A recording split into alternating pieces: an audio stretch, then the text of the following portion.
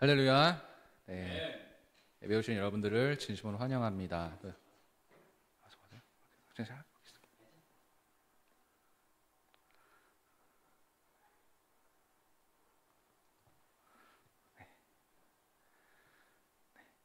예배당에 계신 여러분들과 그리고 또 영상으로 또 예배드리고 계신 모든 분들을 진심으로 환영합니다.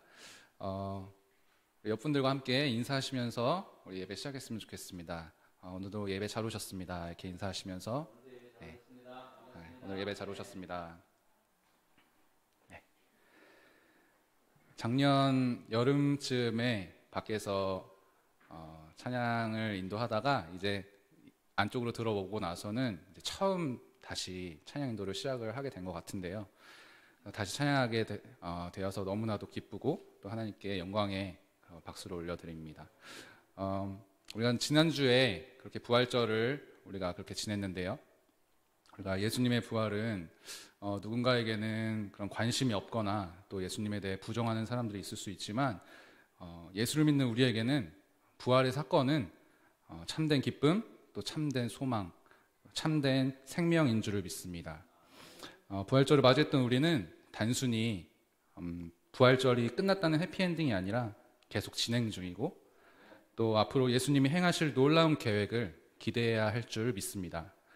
그 기쁨을 잊지 않고 예수님이 우리 죄를 위해 대신 피 흘리신 사건을 기억하면서 주님 앞에 고백하며 나아갔으면 좋겠습니다.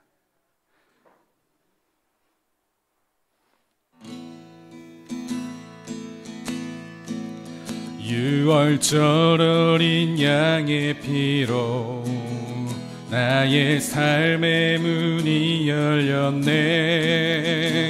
저 어둠의 권세는 이미 없네. 주 보혈의 능력으로 원수가 날 정죄할 때에도 난 의롭게 설 수 있네. 난 더 이상 정죄함 없네. 난 주 보혈 아래 있네. 난 주 보혈 아래 있네. 주 피로 내 죄 사했네. 하나님의 긍휼 날 거룩해 하시었네. 난 주 보혈 아래 있네. 난 원수의 어떠한 공격에도 더 이상 넘어지지 않네. 난 주 보혈 아래 있네. 다시 한번 유월절 어린 양의 피로 나의 삶의 문이 열렸네. 저 어둠의 권세는 힘이 없네. 주 보혈의 능력으로 원수가 날 정죄할 때에도 난 의롭게 설 수 있네. 난 더 이상 정죄함 없네. 난 주 보혈 아래 있네. 난 주 보혈 아래 있네. 그 피로 내 죄 사했네. 하나님의 긍휼 날 거룩해 하시었네. 난 주 보혈 아래 있네. 난 원수의 어떠한 공격에도 더 이상 넘어지지 않네. 난 주 보혈 아래 있네. 난 주 보혈 아래 있네. 난 주 보혈 아래 있네. 그 피로 내 죄 사했네. 하나님의 긍휼 날 거룩해 하시었네. 난 주 보혈 아래 난 원수의 어떠한 공격에도 더 이상 넘어지지 않네. 난 주 보혈 아래 있네. 난 더 이상 넘어지지 않네. 난 주 보혈 아래 있네. 더 이상 넘어지지 않네. 더 이상 넘어지지 않네. 난 주 보혈 아래 있네. 시작됐네.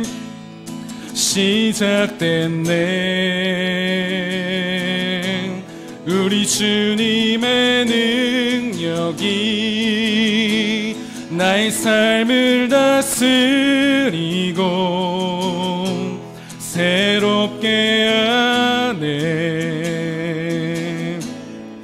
자유 안에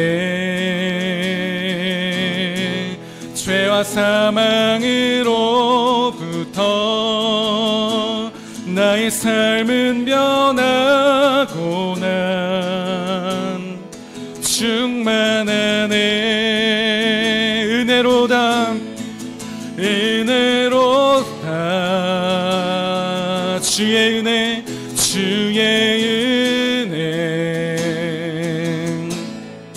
한량없는 주의 은혜로다. 주의 은혜 변함없는 신실하신 주의 은혜. 다시 한번 시작됐네. 우리 주님의 능력이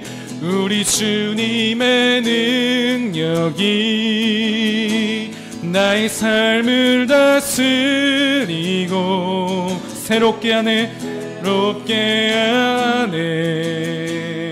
자유 안에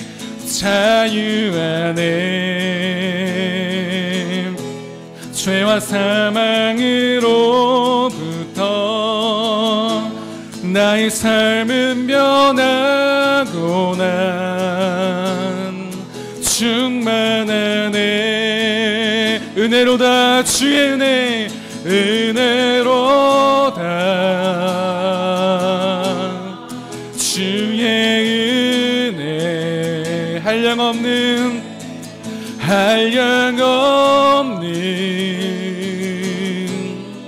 주의 은혜로다.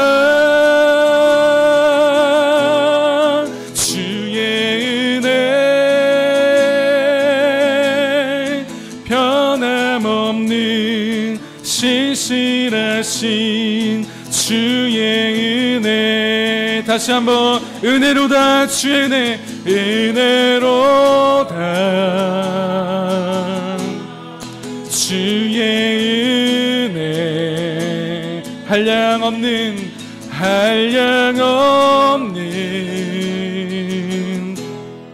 주의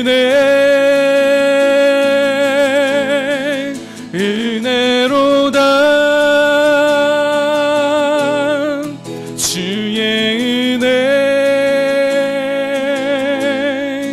변함없는 신실하신 주의 은혜. 변함없는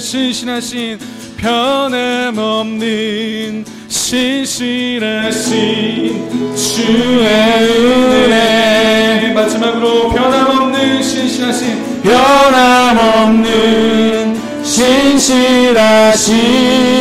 주의 은혜.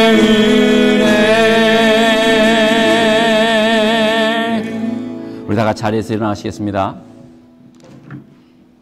우리 다 같이 사도신경으로 우리의 신앙을 고백하면서 4월 둘째 주일 예배 시작하도록 하겠습니다.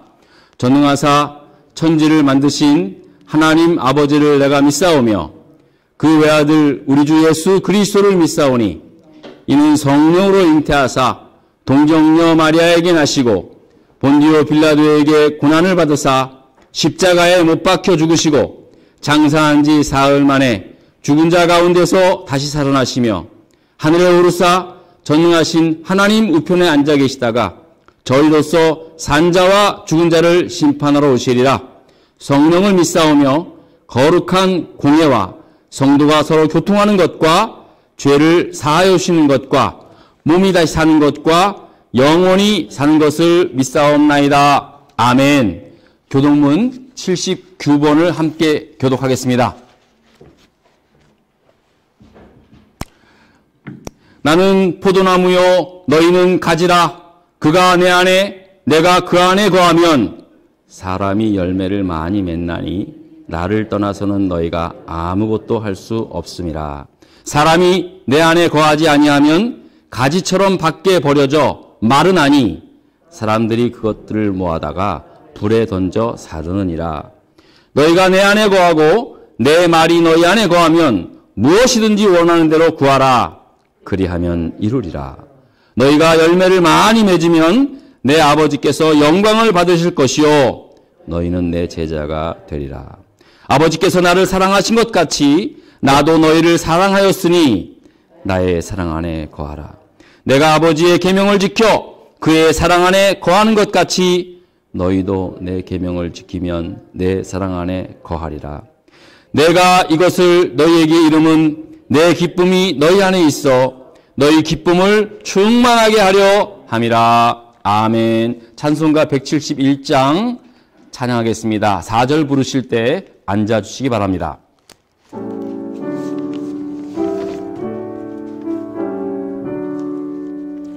내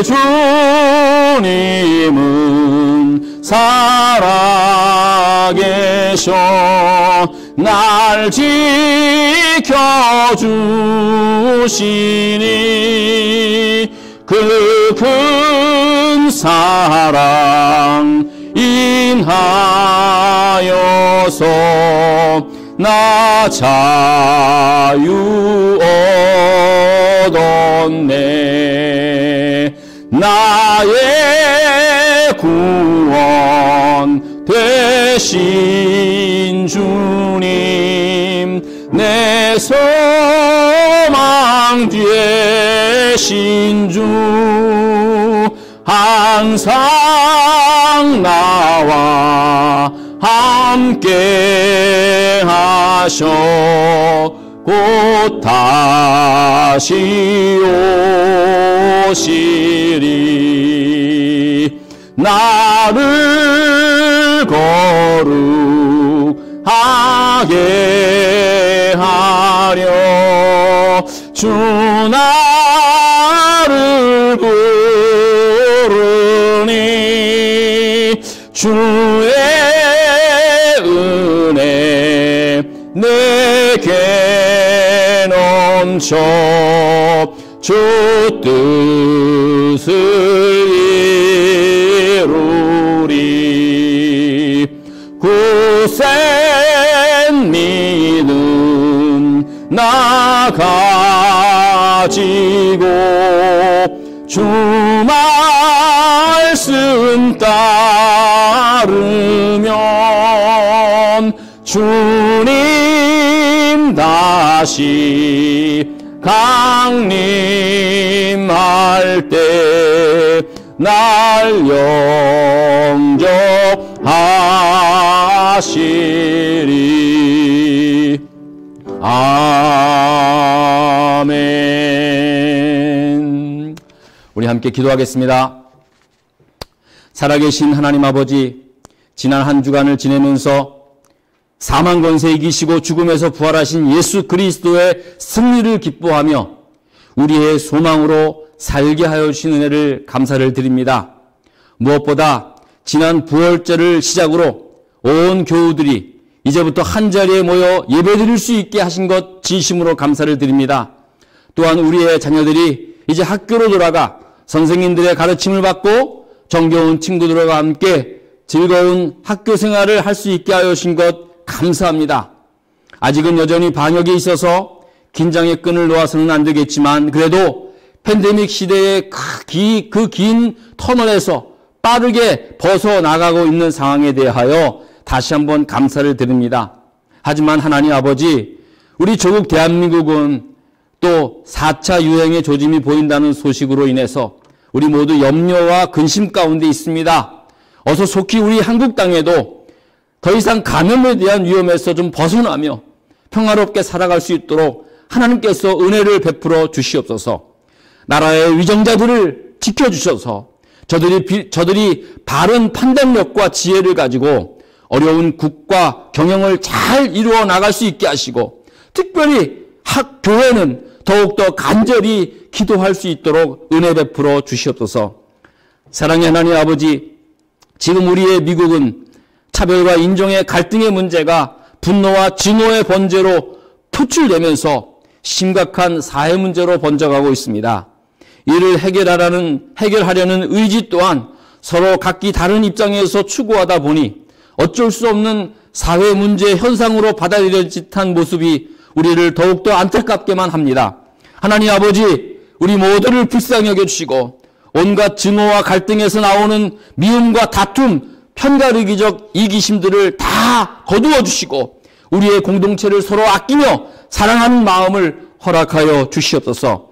결국 예수 그리스도의 생명의 복음만이 이 같은 미움과 증오와 갈등을 해결할 수 있는 유일한 길임을 깨달아 알게 하여 주시옵소서. 하나님 아버지, 저희 코발리스 한인 장로교회를 긍휼히 여겨주시고 우리 모두에게 성령의 충만한 은혜를 부어주셔서 뜨거운 가슴으로 주님을 믿고 선한 믿음의 분별력과 지혜로 주님의 뜻을 따르게 하여 주시옵소서. 하나님 아버지, 병상에 계신 교우님들 한 분 한 분 주님께서 친히 안수하시고 치유하여 주시고, 특별히 우리 권태용 장로님께서 또 이제 입원하셔서 치료를 받고 계시는데 하나님께서 치료하시는 모든 의료진들의 생각과 손길을 통해서 깨끗이 회복되는 은혜가 나타나게 하여 주시옵소서. 감사드리오며 예수 그리스도 이름으로 기도드렸습니다. 아멘.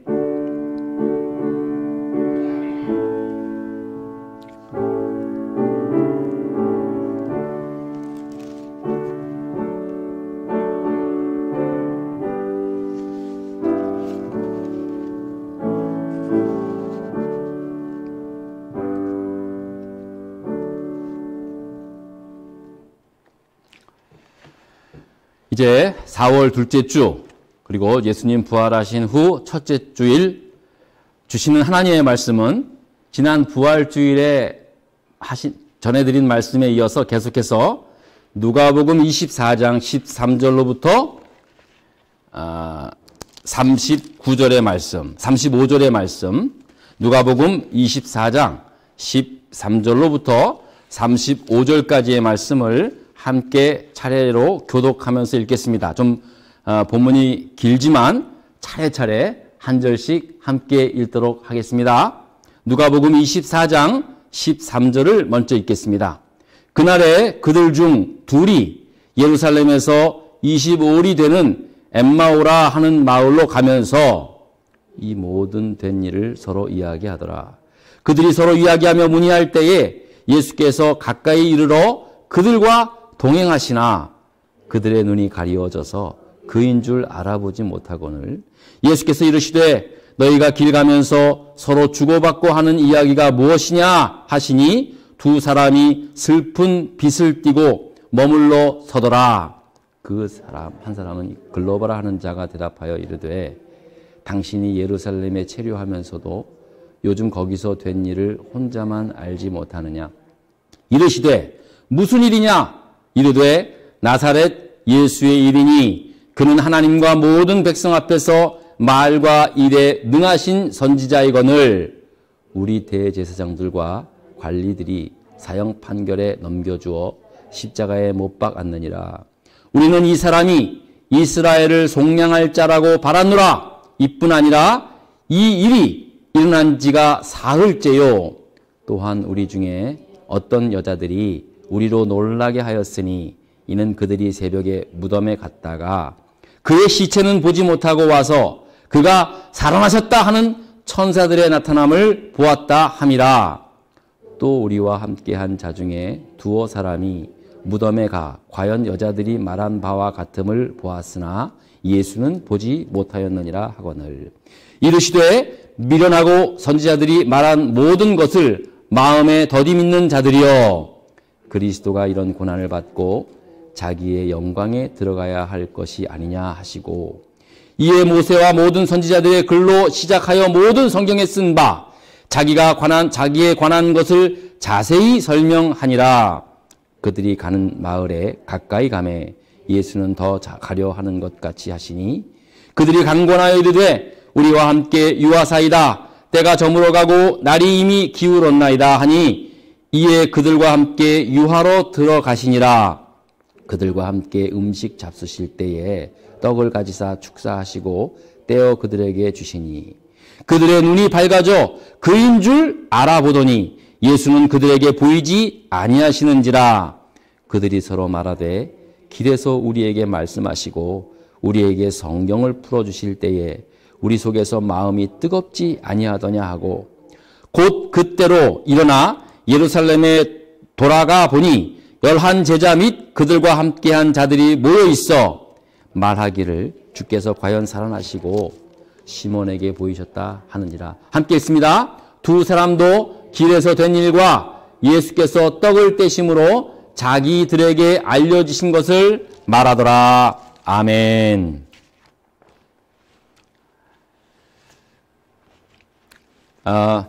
지난 주일 부활절에 드리는 말씀을 잠깐 요약을 해보자면, 십자가에 예수께서 못 박혀 죽으신 후에 아리마대 사람 요셉이라는 분과 또 유대 관원 니고데모라는 의원이 이제 빌라도에게 요청을 해서 예수의 시신을 가져다가 유대 장례법에 따라서 이제 장례를 치릅니다. 그리고는 다행히 이 아리마대 사람 요셉이 자기가 이제 사후에 자기가 묻힐 새 무덤을 미리 좀 준비를 해놨는데, 그곳에 예수님의 시신을 이제 안장하게 되었던 것입니다. 자, 그리고 3일째 되던 안식 후 첫날, 그러니까 오늘날로 말하면 주일, 이 주일, 일요일 새벽에 평소에 예수님을 따랐던 여자분들이 있었습니다. 그 중에 대표적으로 막달라 마리아, 그리고 어머니였던 마리아, 그리고 요한나, 그리고 야고보의 모친 마리아, 이렇게 몇몇의 여인들이 이제 예수님의 돌무덤으로 이제 오게 됩니다. 그 이유는 이제 마지막으로 예수님의 시신에다 좀 향유라도 좀 발라드리고 싶은 마음으로 그 무덤에 찾아오게 된 것입니다. 자, 그런데 굳게 닫혀져야 할 이 돌무덤이 열려진 것을 보았습니다. 그리고 돌무덤을 지키고 있던 군병들은 보이지가 않는 거예요. 이 여자들은 너무나 당황스러워서 그 열려진 돌문으로 이제 무덤 안으로 들어가 보니까 예수님의 시신이 보이지가 않게 된 거죠. 여자들은 생각하기를 분명히 누군가가 예수의 시신을 도둑질 해간 줄 알고 이제 근심에 쌓이게 된 얼굴로 걱정을 하고 있는데, 그때 두 사람의 천사가 그들에게 나타나서 말씀을 합니다. 어찌하여 산 자를 죽은 자 가운데서 찾느냐? 그가 여기에 계시지 않고 살아나셨다라고 하는 이 놀라운 소식을 전해주게 됩니다. 그러면서 이 여자들에게 말하기를, 야, 예수께서 평소에 갈릴리에서 너희들에게 가르치면서 인자가 죄인의 손에 넘기어 십자가에 못 박히고 제3일에 다시 살아나야 할 그 예언하신 대로 다시 산 것이 아니냐. 너희들 들었지 않느냐. 예수님께서 말씀하신 대로 다시 살아난 것이다 라고 그렇게 이제 설명을 하게 된 겁니다. 그제서야 이 여자들은 예수님께서 하신 말씀들을 기억하면서 그 즉시로 무덤에서 나와 11명의 사도들과 함께 있는 사람들에게 그 장소로 달려갑니다. 그리고 그들을 만나서 자기들이 목격했던 그 2명의 천사들에게 전해들은 그 말과, 그리고 자기들이 목격한 그것을 보면서 예수님이 정말로 평소에 말씀하신 대로 살아나셨다라고 그렇게 전하게 된 겁니다. 그러나 제자들은 도무지 그 여자들의 말을 믿지 못했습니다. 뭐 그럴 수밖에 없겠죠. 그래서 그 중에 2명이 베드로를 포함해서 한두 명이 더 무덤에 달려가기 시작했습니다. 그리고 직접 자기의 눈으로 확인을 했습니다. 그런데 정말로 그 전애들이 자기들에게 전해준 여자들의 말대로 예수님의 시신은 보이지 않고 그 피 묻은 예수님의 시신을 쌌던 그 피 묻은 세마포가 남아있는 것만 보인 겁니다. 자, 여러분 보세요. 자, 이 정도 됐으면, 이쯤 됐으면 이제 여자들이 말한 대로 정말로 예수님이 다시 살아나신 거라는 생각이 좀 팍 들어야 되는 거 아니겠습니까? 아니, 누구보다 자기들이 누굽니까? 제자들이 누굽니까? 누구보다도 다른 사람들과는 다르지 않습니까? 예수님과 같이 3년을 같이 예수님의 가장 가까운 그러한 거리에서 함께 다니면서 동고동락하면서 예수님의 말씀을 외우고 예수님께서 행하신 이적들을 그들이 보았지 않습니까? 그리고 예수님께서 예언하신 말씀들을 자기들이 생각을 했다면은 무덤에 달려와서 예수님의 시신이 없어진 것을 보면 뭔가 좀 이렇게 팍 오는 그런 좀 생각이 좀 있어야 되는 거 아니겠습니까? 여러분이라면 어떻겠어요? 예수님이 전혀 말씀하신 것도 전혀 말씀하시지 않은 것도 아니에요. 몇 번이고 예수님께서 인자가 고난을 당하고 이제 죽게 되는데 그러나 걱정하지 말아라. 3일 만에 내가 부활할 것이다라고 그렇게 말씀을 했음에도 불구하고 제자들은 그냥 의아해야만 한 거예요. 예수님이 어디 갔지? 도대체 예수님의 시신이 어디 갔지? 누가 가져간 거야? 라는 마음으로 불안에 떨고 있는 겁니다. 여러분, 적어도 제자들은 그러지 말았어야 돼요. 특히 베드로는, 여러분 베드로는요, 예수님께서 이제 잡히시고 그렇게 가야바의 뜰에 잡혀있을 때 예수님 보는 앞에서 예수님을 3번씩이나 부인했잖아요. 그리고 다 기울었잖아요. 그 다 기울은 소리에 그는 얼마나 통곡하면서 회개를 했습니까? 자기가 스승인 예수를 배반한 그거에 대해서 죄책감이 있었지만 예수님 말씀대로 너가 다구를 울기 전에 3번 나를 부인하겠다는 그 말씀이 기억나가지고 그는 엉엉 울면서 회개를 했어요. 그럼 회개를 했으면 변화가 돼야 되잖아요.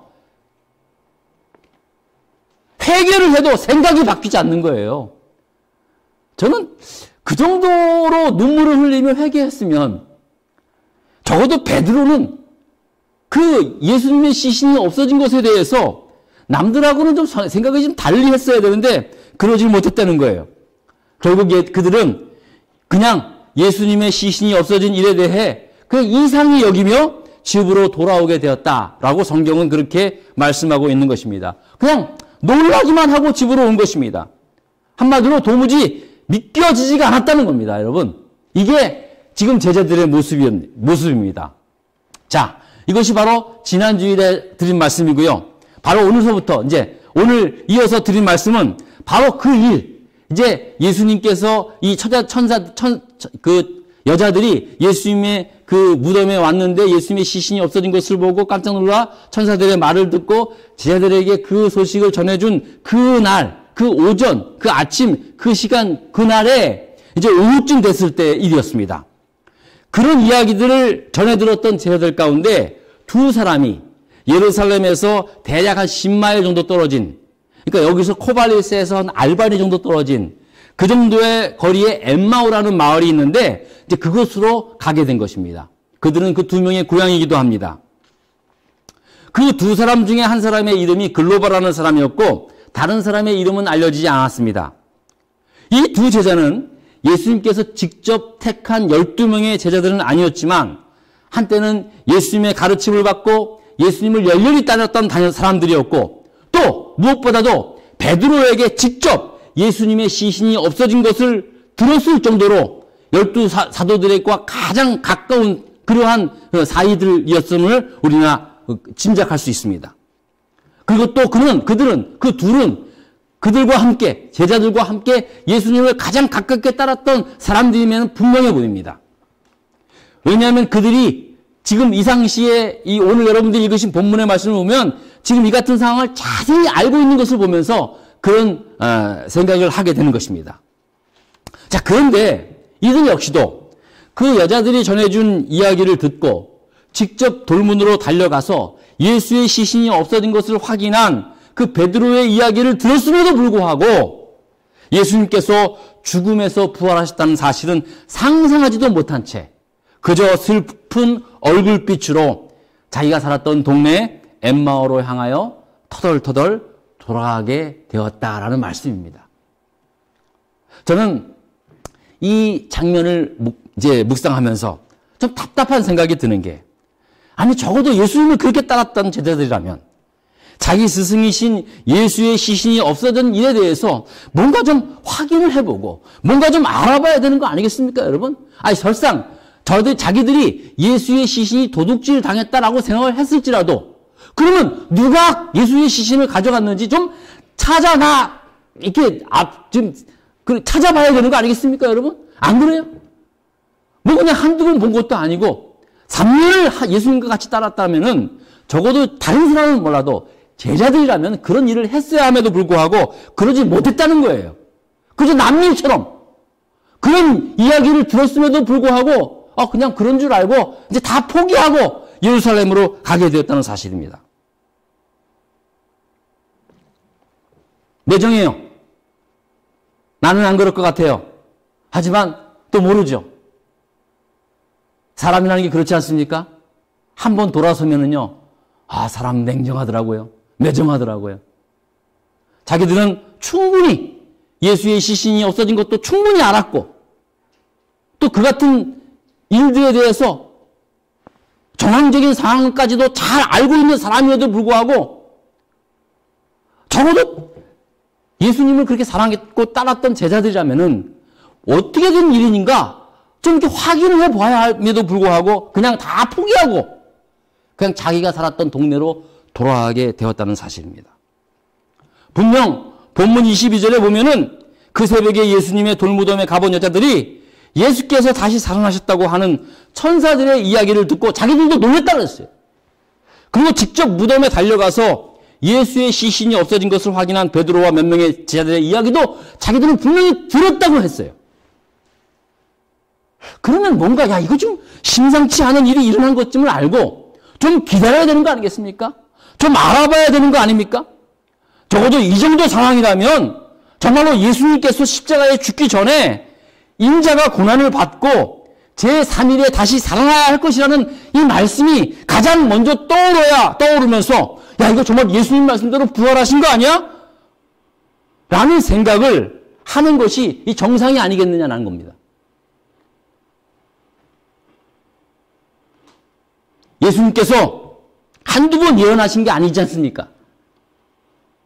그런데 막상 예수님이 그렇게 십자가에서 힘없이 죽고 나니 아무 생각도 안 나는 거예요.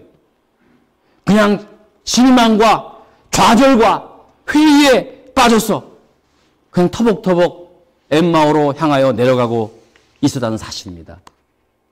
여러분, 저는 이들의 모습을 보면서 제 마음속에 드는 생각이 있었습니다. 우리도 똑같이 이 엠마오로 향했던 이 두 사람의 제자들과 같을 수 있다는 사실을 깨닫습니다. 여러분, 우리도 신앙생활 하다 보면은요, 정말로 이 엠마오로 향하는 두 제자들처럼 실망과 회의에 빠져서 예루살렘을 떠날 때가 있다는 사실입니다. 교회를 떠날 때가 있다는 거예요. 정말로 열심히 주님을 위하여 헌신했습니다. 충성했습니다. 교회에 일하면은 다른 거 다 제쳐두고 그렇게 열심히 했는데 그만 자기도 원치 않은 일에 휘말리거나 아니면 그런 것들을 목격하면서 큰 실망을 당하고 실망을 하게 되고 결국에는 하나님도 없는 것 같은 그러한 회의에 빠져서 교회를 떠나 세상으로 그렇게 향하여 갈 때도 있었다는 사실입니다. 여러분, 우리의 주위에서 얼마나 이런 일들을 많이 봅니까? 뭐 다른 데 볼 필요 없어요. 이 코발리스만 해도 한때는 우리와 같이 열심히 신앙생활하고 눈물을 흘리며 한때 기도하고 주를 위하여 죽기까지 충성하겠다고 그렇게 다짐했던 사람들인데 지금은 교회를 등지고 복음의 그 소리를 귀를 막고 있는 그런 사람들이 우리 주위에 얼마나 많이 있습니까? 실제로 우리 주위에 보면은 엠마오로 내려가는 제자들처럼 얼굴에 슬픈 빛을 하면서 교회를 떠나는 사람들이 얼마나 많이 있습니까? 저는 이런 모습들을 보면서 참 마음이 아픕니다. 특별히 이제 이 팬데믹 사태가 끝나면 이제 어떤 결과를 보게 될지는 모르지만은 이제 다시 정상적으로 다 회복했을 때 과연 얼마나 많은 사람들이, 얼마나 많은 교인들이 다시 원래의 자리로 돌아오게 될지는 퀘스천이에요. 특별히 우리 젊은이들이 너무나도 교회를 많이 떠나요. 젊은이들이 냄비 같은 신앙이라서 그렇다고 우리가 비난할 자격이 있습니까? 우리 어른들이 젊은이에게 아름다운 신앙의 본을 보여주지 못하고 우리 젊은이들이 그냥 말없이 귀찮아서 말하면 무엇해? 젊다고 무시하는 그러한 어른들한테 우리가 말하면 무엇해? 라고 하는 마음으로 차라리 그냥 말없이 떠나는 우리의 젊은이들을 얼마나 많이 봅니까?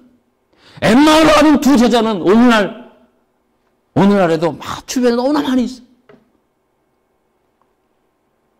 너무나 안타까운 것들을 보게 됩니다. 물론 사람마다 합당한 이유가 있습니다. 우리 신앙에 회의가 오고 좌절이 생기는 그런 일들이 많이 있습니다. 또 요즘은 얼마나 이 SNS가 발전돼가지고 조금만 뭐 하나 있으면 그냥 뭐 하나 터지면 그 다음날에 다 알아요. 아니 동시에 알게 되는 그런 시대에 우리가 살고 있어서 그런지 몰라도 이상하게 나쁜 소문은 또 얼마나 그렇게 빨리 하는지 목사님 제가 맨날 늦게 알아요. 맨날.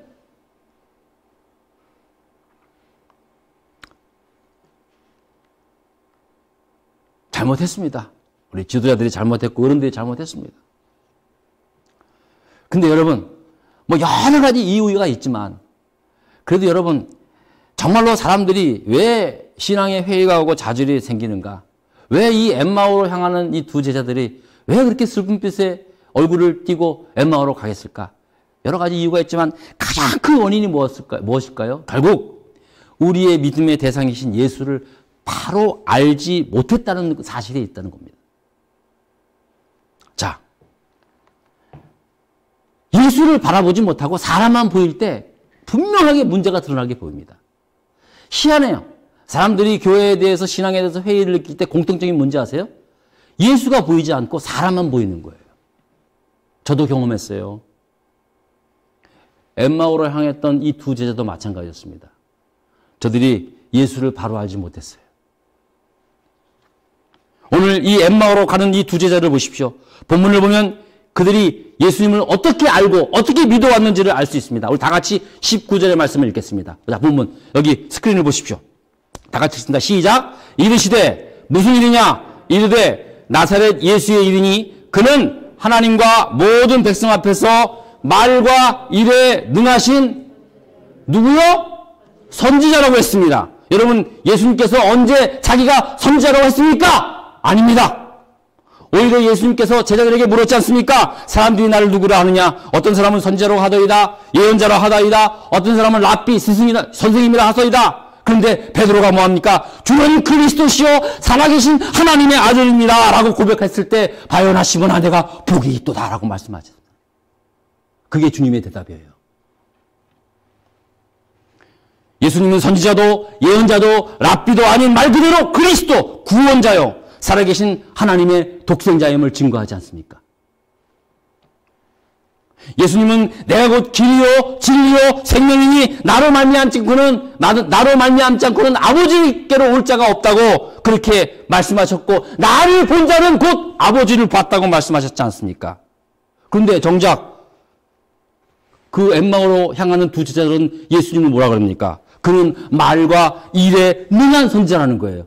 선지자밖에는 안 됐다는 거예요. 그들의 머릿속에는요. 무엇을 말합니까? 예수님을 잘못 알았어요. 잘못 알고 믿고 따랐던 겁니다. 그렇기 때문에 21절에 보면 또 어떻게 말합니까? 우리 다 같이 보겠습니다. 시작. 우리는 21절의 말씀입니다. 시작. 우리는 이 사람이 이스라엘을 속량할 자라고 바라노라라고 말합니다. 여러분, 이 엠마오로 향하는 두 제자가 예수님을 뭐라고 바랬을까요? 이스라엘을 속량할 자라고. 이게 무슨 말인지 아십니까? 이스라엘을 로마의 압제에서, 로마의 식민 통치에서 해방하여 구원해 줄, 이스라엘 나라를 새롭게 건설해 줄 그러한 사람이었다고 그렇게 바랬다는 거예요. 자기들이 그렇게 바랬다는 거예요. 예수님은 3년 내내 하늘나라의 복음을 전했고, 사람들이 임금을 삼으려고 했어도 그들의 말에, 그들의 그 환호에 관여하지도 않고 혼자 스스로 산으로 올라가서 기도했어요. 그렇게 말씀하셨음에도 불구하고 저들이 바랬던 것은 이스라엘 나라를 회복할 그런 새로운 다윗과 같은 위대한 임금으로 바랬다라고 그렇게 말씀하고 있습니다. 여러분, 이것은 예수님께서 친히 택한 12명의 제자들도 똑같은 마음이었습니다. 그들은 심지어 길 가다가 예수님께서 이스라엘 나라를 다시 세우면 1등 공신 자리에 누가 앉게 되는가의 문제에 있어서 서로 싸우기까지 했습니다. 예수님은 이제 십자가에 달려 온 인류의 죄를 대속하여 죽으려고 하는데 저들은 자기 욕심이 나와서 저들의 탐욕으로 서로 싸웠다는 겁니다. 그게 제자들이었습니다. 예수님께서 가르치지 않은 것도 아닙니다. 마가복음 10장 43절부터 보면은 너희 중에 그렇지 아니하니 너희 중에 누구든지 크고자 하는 자는 너희를 섬기는 자가 되고 너희든지 누구든지 으뜸이 되고자 하는 자는 모든 사람의 종이 되어야 하리라. 인자가 온 것은 섬김을 받으려 함이 아니라 도리어 섬기려 하고 자기 목숨을 많은 사람들의 대속물로 주려 함이라고 그렇게 말씀을 하시지 않았습니까? 그렇게 가르쳤더만 정작 이들이 꿈꿔왔던 것은 예수님이 말은 저렇게 해도 아마 예수님이 예루살렘에 올라가서 로마 군병들을 다 몰아내고 새로운 유대 왕국을 건설해 줄 거야. 새로운 이스라엘을 건설하실 거야. 라는 그러한 마음으로 예수님을 바랬다고 했다는 거예요. 그렇게 따랐다는 거예요. 그러니 그렇게 바라고 꿈꾸던 사람들이 예수님께서 십자가에서 다른 두 명의 죄수들과 사형수들과 처참하게 사형을 당하는 것을 보니 얼마나 실망을 하지 않을 수 없었지 않겠습니까? 얼마나 실망이 됐겠어요. 예수님의 시신이 없어졌다고 해도 자기들이 믿고 꿈꿔왔던 것은 예수님의 부활이 아니었어요. 이스라엘의 해방이었기 때문에 예수님이 부활했다는 사실은 귀에도 안 들어온 거예요. 그런 거예요, 여러분. 여러분, 우리의 믿음의 대상이신 예수님을 왜곡하여 믿거나 지나친 자기 희망이 믿음이 될 때, 그것이 마치 믿음인 것처럼 여길 때, 그것이 이루어지지 않을 때 감당할 수 없는 실망이 찾아오게 되는 것입니다. 많은 사람들이 신앙생활에 실패하는 이유가 뭔지 아십니까? 나의 바람이 믿음이 되는 것이 아니라 하나님의 뜻이 나의 소망이 되지 못하기 때문에 그런 거예요. 저 역시도 마찬가지였습니다. 내가 꿈꾸고 내가 바랬던 것이 마치 그것이 믿음인 것처럼 생각했어요. 그리고 그것이 이루어지지 않았을 때는 그것을 믿음으로 여겼던 내 믿음까지도 완전히 흔들리는 것을 보게 되는 거예요. 여러분, 참된 믿음은 오직 우리의 믿음의 대상이신 예수 그리스도를 바로 알고 믿는 것입니다. 목회를 하면서도요, 참 이런 일 많이 경험합니다. 예전에 섬겼던 교회에서 권사님은 아니시지만 집사님으로 신앙생활 오래 하셨던 분이 계세요. 네. 이분은 아주 이제 미국에서 이제 오래 사셨는데 아주 그 야구 아주 열렬 팬이세요. 야구에 대해서는 아주 그냥 저보다 훨씬 더 아주 심지어는 그냥 그 야구 때문에 주일 예배도 안 나오시는 분이에요. 야구 본다고 아니 왜 주일날 안 나오셨어요? 뭐 야구 경기 보느라고. 근데도 교회는 오래 다니셨어요. 집사님으로 제가 잘 섬겼으면서 이제 어느 한때는 이제 구역 예배를 함께 드렸는데요. 성경 공부 인도하면서 제가 이제 그 집사님께 물었습니다.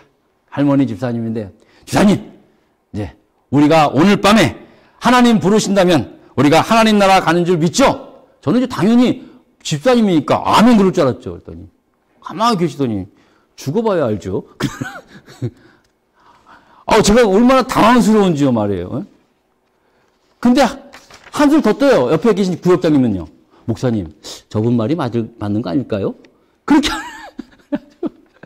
아니, 내가 그렇게 가르치고 그렇게 그냥 했는데도 꼭 뭐 나중에 이상한 이야기를 하면서 보면서 제가 그냥 얼마나 실망이 되는 그런 일들을 경험을 한지 모르겠습니다. 여러분, 아무리 교회는 우리 성도는 십자가의 고난의 증인이요 영광에 참여할 자라고 그렇게 목이 터져라 설교를 하고 가르쳐도 정작 우리가 꿈꾸는 것은 십자가와 부활이 아니에요. 이 세상에 썩어 없어지는 것들을 사실은 우리가 꿈꾸고 바라고 있는 건 아닌가. 여러분 이거 부끄러워할 필요 없어요. 예수님을 따랐던 제자들도 그랬어요. 심지어 예수님이 친히 뽑은 12제자들도 그랬어요. 그것 때문에 서로 지들끼리 싸우기까지 했어요. 그러니 그 정도면은 우리는 그 정도면 양호한 겁니다. 하지만 그것이 우리의 실제의 모습입니다. 우리가 말로는 십자가와 부활이 우리의 꿈과 소망이 되어야 한다지만 실제로 우리의 신앙생활하는 데 있어서 누가 십자가와 부활을 꿈꾸며 소망하고 살아갑니까? 대부분 다 이 세상 썩어 없어지는 것들에 우리의 온 마음을 품다가 나중에 이제 때가 되면은 그런가 아닌가라고 하는 그런 모습이 얼마나 많이 있습니다. 그러니까 언제나 변할 수 있는 가변적인 것들에 마음을 두고 믿으니까 그것들이 좀 변하고 그것들이 좀 흔들리면은 낙심이 오고 회의감이 생기는 거예요. 여러분 정말 우리의 믿음의 대상이신 예수님을 바로 알고 바로 믿고 그리고 예수님이 진정 나의 소망으로 여러분 우리가 믿으면요.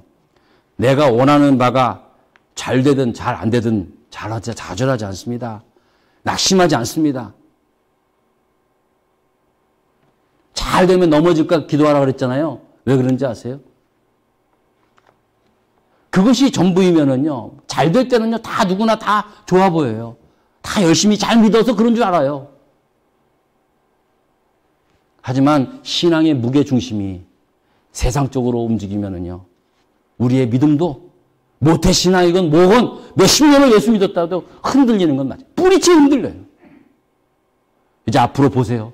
점점 좀 어려운 더 시대가 사실은 우리 눈앞에 펼쳐지고 있습니다.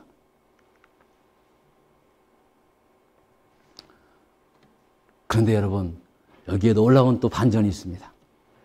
우리는 연약해서 늘 엠마오로 가는 두 제자처럼 낙심하고 회의에 빠질 수 있습니다.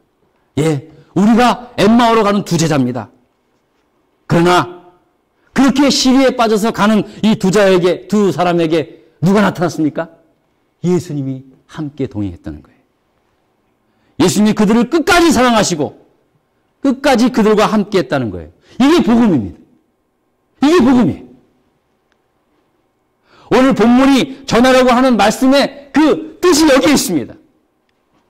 예수님의 시신이 없어진 줄 알고도 더 이상 알아보지도 않고 시리에 빠져 그냥 슬퍼하고 낙심하며 회의에 빠져 돌아가는 자기 고향으로 돌아가는 그 엠마오로 가는 두 제자들에게 예수님이 찾아오신 거예요. 이게 복음이에요. 할렐루야. 이게. 예수님의 말씀도 제대로 알지도 못하고 예수님이 그렇게 평상시에 말씀을 전했는데도 불구하고 생각하지도 못했고 그냥 낙심만 하고 자기 마음대로만 생각하고 다 포기하고 걸어가는 그들임에도 불구하고 예수님은 그들에게 나타났다는 거예요. 그리고 그들에게 차근차근 성경의 말씀을 다시 한번 깨달아 알게 해줬다는 것입니다. 이게 예수님이에요. 여러분, 내가 믿고 싶으면 교회 나오고 말면 말고 이건 믿음이 아닙니다. 이건 구원이 아닙니다. 오직 믿음이 뭔지 아세요? 사실 나의 의지가 아니 예수님께서 날 찾아봐 주시고 날 만나 주시고 날 안아 주시고 문 밖에서 내 마음의 문에 놓고 하시는 그 예수님을 영접하는 것, 그게 믿음입니다. 여러분, 정말로 예수님을 영접한 사람들이 우리가 분명한 고백이 있어요. 내가 예수님을 영접한 거로 같이 알았는데 믿고 나 보니까 예수님이 언제나 나와 함께 했던 거예요. 내가 죄악의 길에 살았어도, 내가 어둠의 길에 다녔어도, 그때도 예수님이 그때도 나와 그렇게 함께 하셨구나라는 것을 고백하는 거예요. 그때는 몰랐겠죠. 그게 믿음입니다. 이 엠마오로 가는 두 제자에게 예수님은 그렇게 찾아와셨습니다. 그들이 비록 좌절과 실망의 마음으로 다시 엠마오로 돌아가고 있었지만 예수님께서는 그런 그들을 찾아오셔서 함께 동행해 주시고 그들에게 친히 말씀을 통해 깨달아 알게 하시고 또 그들과 함께 음식을 먹고 교제해 주시면서 그들의 영적인 눈을 뜨게 하시고 부활하신 예수 그리스도를 발견하는 놀라운 은혜를 주신 겁니다. 여러분, 이런 모습이 바로 교회의 모습이 되어야 하는 거예요. 교회는 여러분 누가 옵니까? 예수 잘 믿는 사람이 교회 오는 겁니까? 물론 그분들과 함께 주님의 몸된 교회를 섬겨야 되겠지만 이렇게 신앙을 등지고 떠나간 사람들과도 언제나 동행해야 돼요. 언제나 그들과 함께함을 우리가 교회가 그거 보여줘야 돼요. 그것도 함께 그들과 함께 음식을 먹고 교제하며 영적인 눈을 뜨게 하는 것, 이게 교회의 모습이 돼야 되는 거예요. 여러분, 이런 차원에서 우리가 친교를 하는 것도 여러분 우리가 뭐 먹을 거 못 먹어서 교회 와서 먹습니까? 그런 사람은 어디 있습니까 요즘? 정말 옛날에는요 진짜로 교회 와서 밥 먹는 사람이 있어요. 요즘 여러분 먹을 거 못 먹어서 교회 와서 밥 먹는 사람은 어디 있습니까? 여러분, 우리가 왜 친교하는지 아세요? 그냥 섭섭해서요? 아니, 말씀의 근거 여기에 있어요. 예수님이 그들에게 충분히 말씀을 풀어주고 가르쳐주고 그리고 그들과 함께 떡을 떼며 교제할 때 그들의 눈이 떠진 거예요. 여러분, 우리가 예배 끝나고 교제하는 것도요, 예배의 선상에 있는 거예요. 예배의 선상에 있는 거예요. 여러분, 다시 한번 명심하시기 바랍니다. 우리 친교 때 음식 먹는 거, 이것은요, 단순히 음식을 먹는 것이 아니라 따뜻한 주님의 마음을 함께 먹는 줄 믿습니다. 아주 이건 크게 하셔야 돼. 그래서 제가 다행히 우리 교회는 그렇게 어려운 그 팬데믹 상황에서도 진짜 한 주도 안 놓치고 친교를 했는데 단순히 먹이려고 한 거 아니에요. 우리 주님의 그 마음을 함께 나누어 먹으려고 하는 거예요. 그런 의미에서 친교하셔야 합니다. 사실 낙심이나 실망도요, 충성하지 않는 사람에게는 오지도 않습니다. 여러분, 그렇지 않습니까? 아무것도 안 하는데 무슨 실패가 있습니까? 실패를 했다는 것은 뭔가를 했다는 걸 말하는 거 아니에요. 그렇다면 제대로 믿어보려고 하지 않는데 무슨 좌절이 오고 신앙에 좌절이 오고 회의가 옵니까? 제대로 믿으려고 했으니까 그런 일이 있어지는 거 아니겠습니까? 그러니까 여러분 가운데 혹시 신앙에 오랫동안 교회를 다녔다고 하더라도 전혀 그렇게 실망이 혹시 낙심이 생겨도 여러분 걱정하지 마세요. 그때도 하나님이 함께 하십니다. 우리가 잘할 때만 주님이 기뻐하시는 거 아니에요. 오히려 우리가 실망하고 낙심하고 회의에 빠졌을 때 더 주님은 안타까운 마음으로 우리와 함께 하신 줄 여러분 믿으시기 바랍니다. 언제나 잊지 말아야 할 사실은 예수님께서 날 위해 죽으시고 부활하시어 영원한 생명을 주신 나의 주님이심을 여러분 확실히 믿어야 합니다. 선지자, 예언자, 속량자 이상하게 생각하지 마세요. 많은 사람들이 예수를 4대 성인으로 알고 있어요. 전말의 말씀. 세상 사람들은 그렇게 말을 해도 예수 믿는 사람은 절대 그렇게 생각하면 안 돼요. 무슨 4대 성인이에요, 4대 성인은.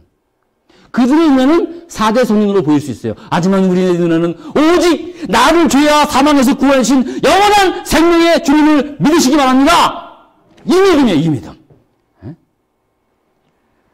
여러분, 오늘도 부활하신 예수 그리스도께서 이 오늘 복음의 말씀을 통해서 또 주님께서 주시는 이 은혜로 예수 그리스도가 부활하신 예수 그리스도이시고 또 부활하신 후에 첫 번째 주시는 이 말씀을 통해서 하나님, 그렇습니다. 우리가 엠마오로 가는 이 두 제자들의 모습이었지만 그러나 그런 그들에게도 예수님께서 직접 찾아가 주셔서 그들의 무지함을 깨우쳐 주시고 그들과 함께 떡을 떼며 그들의 영적인 눈을 뜨게 하셨는 것처럼 하나님, 주님, 성령께서 오늘 이 자리에 임재하셔서 우리의 감은 영안을 뜨게 하여 주시옵소서. 잠든 영혼의 눈을 뜨게 하여 주시옵소서. 하나님, 그래서 우리의 남은 생에 주님과 함께 동행하며 살아가는 우리 모두가 되기를 간절히 바라오며 예수님 이름으로 기도드렸습니다. 아멘.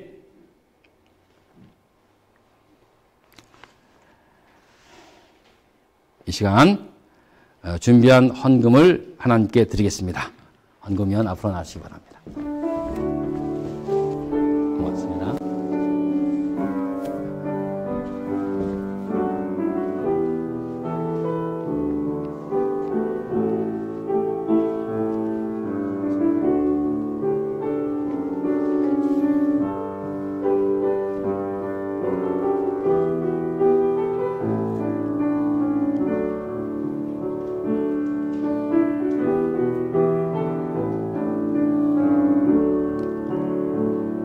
다 같이 자리에서 일어나셔서 드리는 헌금 봉헌하겠습니다. 감사합니다. 자리에서요. 나의 보아 드리니 주여 받아 주셔서 하늘나라 위하여 주 뜻대로 쓰소서. 아멘. 하나님 감사합니다. 오늘 이 시간에 저희들 빈손으로 나오지 않고 주님께 귀한 예물을 준비하여 정성껏 주님께 드립니다. 예물 속에 담겨져 있는 우리의 마음과 정성과 특별히 기도의 제목 또한 담았사오니 주께서 받으시고 흠양하여 주시고 하늘의 은혜와 땅의 복으로 갚아주시고 또 하나님의 선한 뜻 안에서 온전히 우리의 기도의 제목들이 이루어지는 역사들을 보게 하여 주시옵소서. 감사드리오며 예수 그리스도 이름으로 축복하며 기도드렸습니다. 아멘. 자리에 앉으시기 바랍니다.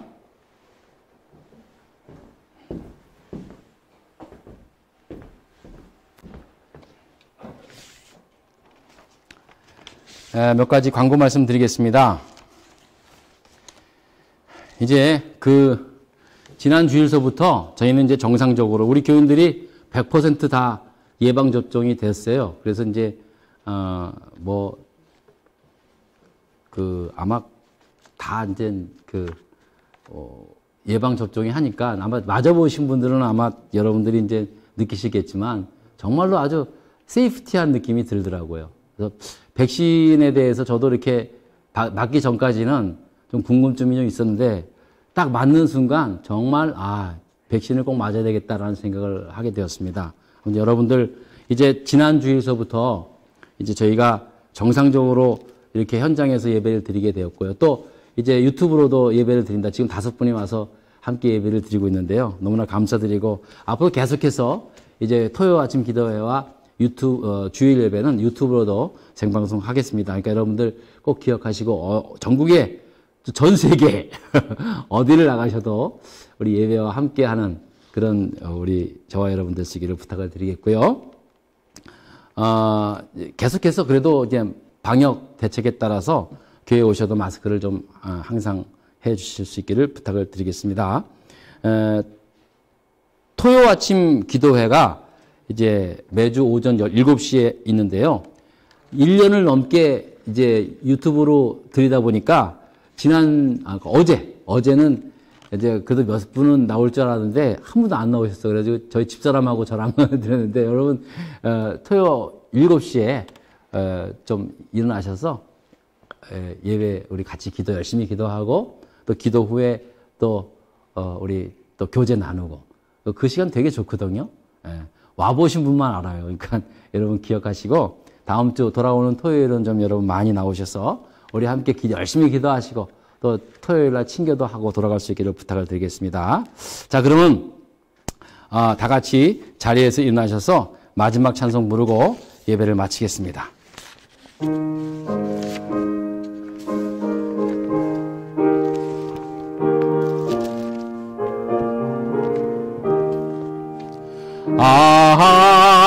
하나님의 은혜로 있을 데 없는 자 구속하여 주는지 난 알 수 없도다. 내가 믿고 또 의지함은 내 모든 형편하시는 주님 늘 보호해 주실 것을 나는 확실히 아네. 왜 내게 굳센 믿음과 또 복음 주셔서 내 마음이 항상 편한지 난 알 수 없도다. 내가 믿고 또 의지함은 내 모든 형편하시는 주님 늘 보호해 주실 것을 나는 확실히 아네. 왜 내게 성령 주셔서 내 마음 감동해 주 예수 믿게 하는지 난 알 수 없도다. 내가 믿고 또 의지함은 내 모든 형편하시는 주님 늘 보호해 주실 것을 나는 확실히 아네. 주 언제 강림하실지 혹 밤에 혹 낮에 또 주님 만날 그곳도 난 알 수 없도다. 내가 믿고 또 의지함은 내 모든 형편 아시는 주님 늘 보호해 주실 것을 나는 확실히 아네. 기도하겠습니다. 이제는 죽음에서 부활하여 우리에게 영원한 소망이 되어주신 우리 주 예수 그리스도의 은혜와 우리 하나님 아버지의 크신 사랑과 성령님 감화, 교통, 인도하심이 이제 우리의 남은 생에 우리 주님과 함께 동행하면서 우리 주님께서 들려주신 말씀을 통하여 또 뜨게 하신 영적인 눈을 더욱더 이제 하나님 나라를 바라보며 이 땅에 살고자 다짐하고 돌아가는 모든 성도들 머리 위에 흩어져 지내고 계신 우리의 성도님들과 우리의 자녀들 머리 위에 특별히 병상에 계신 우리 교우님들 머리 위에 이제로부터 영원토록 함께하옵시기를 간절히 축원하옵나이다. 아멘.